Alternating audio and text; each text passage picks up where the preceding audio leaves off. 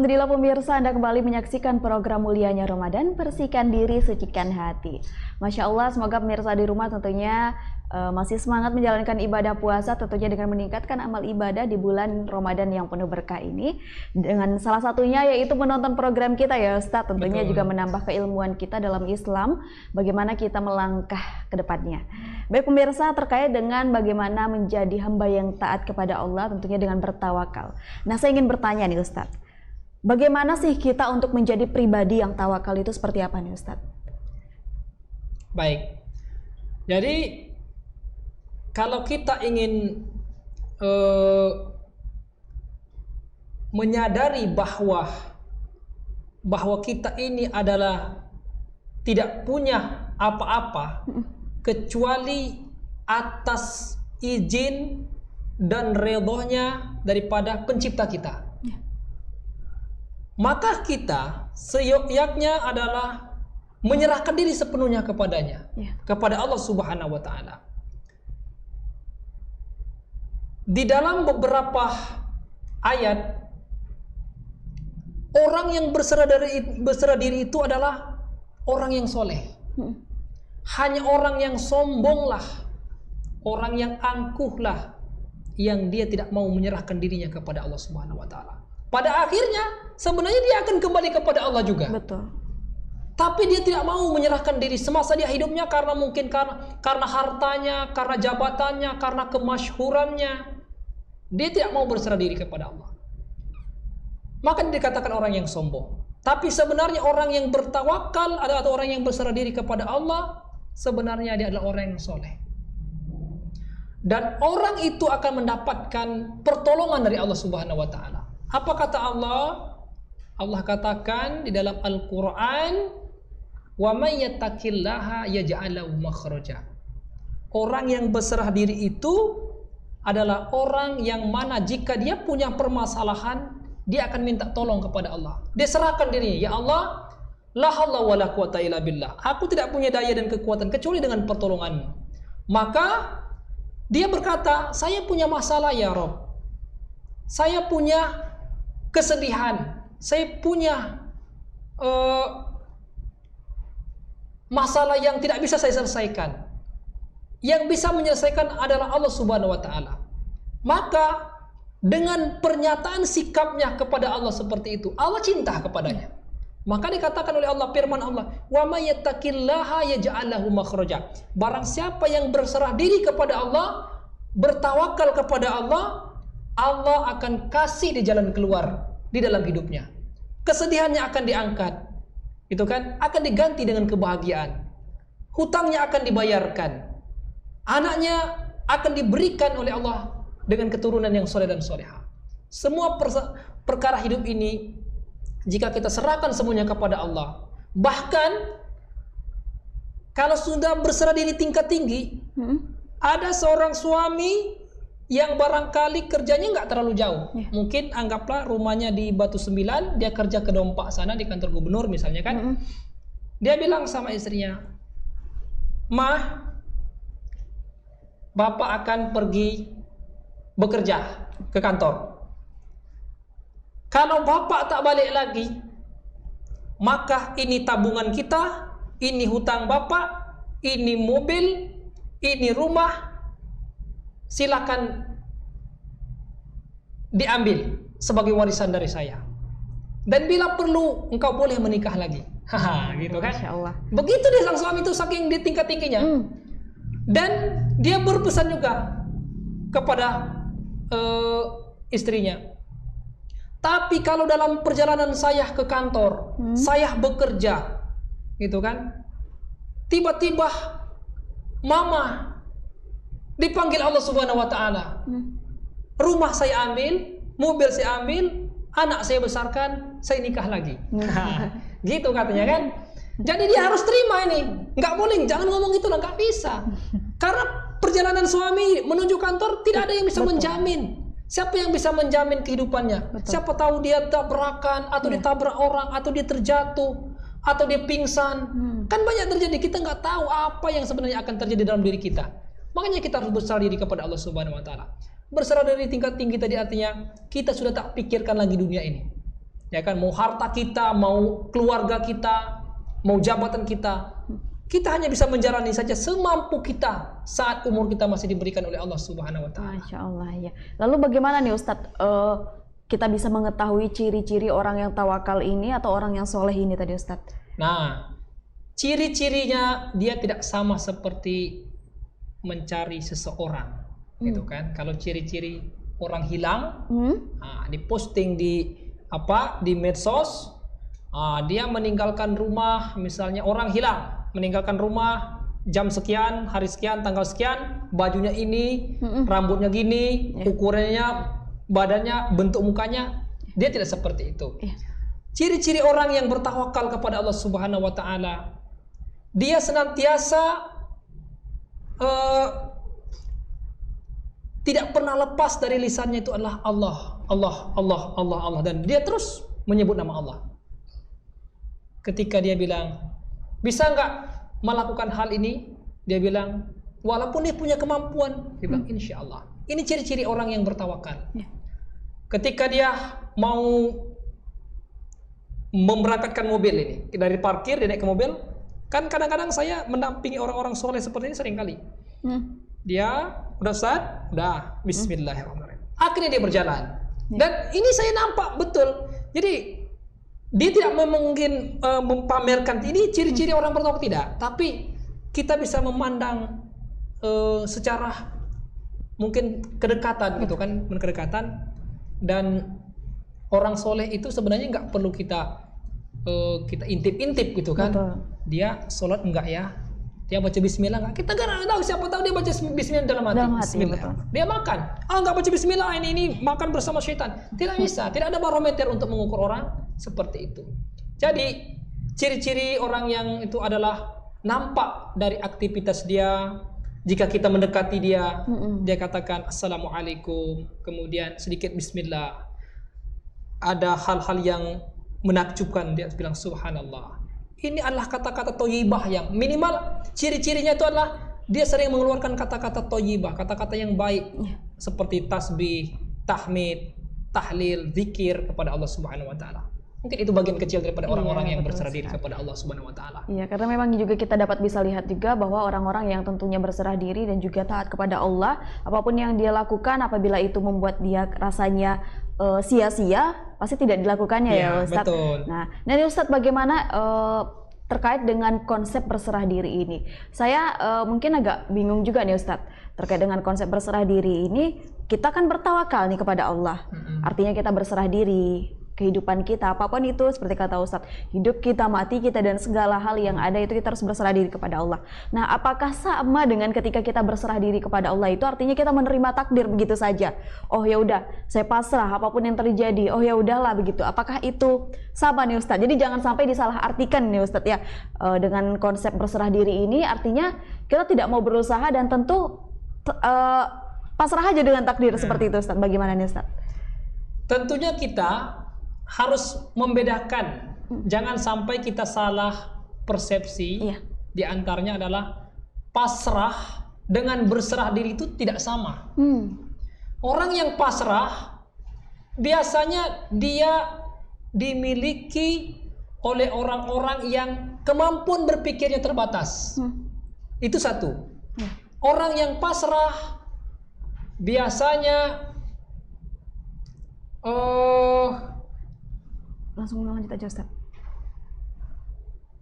Orang yang pasrah biasanya dia orang pemalas. Nah, ini dua nih yang harus dipikir. Pertama, dia adalah orang mempunyai keterbatasan ilmu yang tidak cukup. Yang kedua, orang pemalas. Jadi dia tidak mau berusaha. Ini beda dengan berserah diri. Berserah diri itu setelah dia melakukan ikhtiar yang luar biasa, dia berusaha semaksimal mungkin, kemudian dia serahkan hasilnya kepada Allah. Misalnya saya ingin ujian pegawai negeri. Nah, jadi saya tidak pasrah aja mengerjakan soal itu. Yang penting kita sudah mengerjakan soal. Tidak bisa. 3 bulan, 6 bulan, bahkan setahun yang lalu kita sudah membahas soal-soal terus. Kemudian setelah kita tiba waktunya kita tes, kita kerjakan dengan betul teliti. Pengumuman, baru kita tidak bisa ngapa-ngapain lagi. kita tunggu hasilnya karena kita yakin usaha tidak akan mengkhianati hasil. Dan hasil itu ada peran Allah Subhanahu wa taala. Karena manjada wajada. Jadi tidak sama ya berserah diri dengan pasrah. Itu nggak sama. Ada seekor kodok, kodok pula akan perumpamaan. Seekor kodok yang masuk ke kaleng es, bukan satu, dua ekor kodok ini. Dia ini kejar-kejaran awalnya. Dia masuk ke dalam kaleng es krim. Kemudian mereka ini sudah hampir setengah jam dia berenang di es itu. Yang satu mengatakan, kawan, kita tidak bisa hidup di dalam es ini. Kita akan mati. Untuk apa kita berusaha lagi berenang di sini? Lebih baik kita pasrah sajalah. Akhirnya satu kodok itu menenggelamkan diri ke dalam es. Dia mati. Satu kodok lagi dia bilang, sebelum nyawa saya habis, sebelum napas saya habis, saya tidak akan pernah berhenti untuk mengayuhkan kaki saya. Dia terus berenang. Tiba-tiba malam tiba. Malam semakin dingin, es mulai membeku dan dia mulai ada tanda-tanda kehidupan. Dia berpikir ada tanda-tanda keselamatan. Dan semakin lama es semakin mengeras dan akhirnya dia meloncat ke atas. Maka selamatlah kodok yang optimis tadi. Dengan usaha kerasnya dia bertawakal kepada Allah dan membuahkan hasil yang luar biasa. Begitu. Jadi bagaimana juga dalam hidup ini bukan hanya kita pasrah seperti itu ya Ustaz. Iya, bukan kita juga harus berusaha ya Ustaz. Betul, bagaimana tadi betul. Kita harus berikhtiar apapun yang kita lakukan karena memang ada beberapa takdir yang ditentukan sama Allah, tapi ada juga ada usaha-usaha yang harus kita lakukan tadi ya Ustaz. Iya, betul. Nah nih, saya ingin bertanya dulu nih Ustaz. Terkait dengan tawakal dan berusaha ini mana yang dulu nih Ustaz? Apakah kita harus bertawakal dulu baru kita berusaha berserah diri atau yang mana dulu nih Ustaz? Yang jelas setiap usaha kita tentu kita harus awali dengan menyerahkan diri kepada Allah Subhanahu wa taala agar kita mampu melaksanakan sebuah usaha dan ikhtiar tersebut. Okay. Namun dia tidak terlepas daripada usaha yang maksimal. Usaha yang maksimal. Sebenarnya tawakal itu adalah akhir daripada kemampuan kita. Setelah kita sudah berusaha dan tak mampu lagi, maka serahkanlah kepada Allah. Biarkan Allah bagaimana Allah yang mengatur. Ya. Saya dulu ketika saya di Malaysia di Johor itu pernah saya masuk ke tingkat puncak bertawakal kepada Allah Subhanahu wa taala dengan tingkat tinggi. Waktu itu saya ada keluarga di rumah sakit. Ya kan, ternyata saya tidak sanggup membayar rumah sakit itu. Tidak sanggup saya membayarnya karena hitungan hari, hitungan malam itu ternyata mahal sekali. Dalam hitungan 4 hari apa 5 hari saya harus membayar di atas 60 juta atau 70 juta waktu itu. Jadi saya tidak punya uang. Kalau saya tidak membayar, ini akan semakin lama. Betul. Lalu saya sholat di masjid di sebuah terminal di sana. Lalu saya menangis di situ di dalam sujud saya memohon kepada Allah. Sebagaimana ada orang yang di Arab sana dulu dia istrinya sakit, lalu dia sholat, dia menangis karena dia sudah berusaha pinjam ke sana ke sini juga nggak dapat. Akhirnya dia tidak ada daya dengan upaya lagi. Dia diserahkan. Ya Allah, saya akan menyerahkan semuanya kepadamu. Saya akan lihat apa yang akan Engkau berikan untuk. Ternyata semua masalah clear, termasuk diri saya pribadi. Akhirnya apa? Allah bantu. Dalam hitungan menit ternyata ada orang berinfak dengan jumlah yang tidak masuk akal. Ada orang infak sampai 50 juta lebih. Masya Allah. Gitu kan. Jadi saya bisa membayar itu tanpa mengeluarkan uang pribadi sepeser pun. Dan itu saya tidak tahu siapa yang berinfak. Tapi begitulah Allah membalas. Ketika hambanya sudah tidak mampu, hambanya sudah berusaha, hambanya sudah menangis, Allah pasti akan berikan yang terbaik. Maka jangan kita enggan untuk menyerahkan diri kita kepada Allah Subhanahu wa taala. Masya Allah, luar biasa betul Ustaz. Karena memang dalam hidup ini kita harus berusaha dulu ya Ustaz. Betul, berusaha semaksimal mungkin. Dan tentunya setelah itu kita serahkan kepada Allah. Serahkan kepada Allah Subhanahu wa betul. Nah ini Ustaz terakhir nih Ustaz, saya ingin bertanya terkait dengan kalimat insya Allah ini yang sering kita sebut-sebutkan. Bagaimana kata Ustaz, apapun itu ketika kita mengucapkan kepada seseorang harus didahului dengan kalimat insya Allah, artinya atas kehendak Allah, seperti itu Ustadz. Nah nih saya ingin bertanya, kita di Indonesia ini pemahaman kita seringkali kata insya Allah ini dikaitkan dengan janji yang tidak ditepati, seperti itu Ustadz. Jadi ketika misalnya teman bilang, ayo udah besok kamu ke tempat saya ya, seperti itu. Oh ya udah insya Allah, kok insya Allah berarti tidak pasti ya, pasti kayak gitu, dikaitkan dengan kata-kata yang tidak pasti atau janji yang tidak ditepati. Lalu bagaimana ini memahami atau memberikan pemahaman kepada masyarakat kita nih Ustadz? Ya, jadi kita itu sebenarnya udah benar ketika kita berjanji, ketika kita akan melakukan sesuatu yang bukan langsung hari ini, atau bahkan dalam hitungan detik sekalipun kita katakan insya Allah. Tapi kadang-kadang insya Allah ini kita buat seperti main-mainan. Abang mau nggak menikahi saya? Kata si abang, insya Allah. Insya Allah. Dalam hatinya, mampus, aku tak mau. Aku tak mau, aku tak suka engkau. Tapi karena supaya memanis-maniskan muka, nggak mungkin dia bilang, saya bilang tadi, bilang mampus gitu, nggak mungkin kan, itu terlalu kasar. Tapi dia bilang, insya Allah. Tapi sang wanita merasa dia tidak puas dengan jawaban itu, karena image insya Allah itu Betul. sudah rusak gara-gara oknum yang memang tidak sebenarnya hanya untuk bermain-main dengan kalimat-kalimat Allah ini.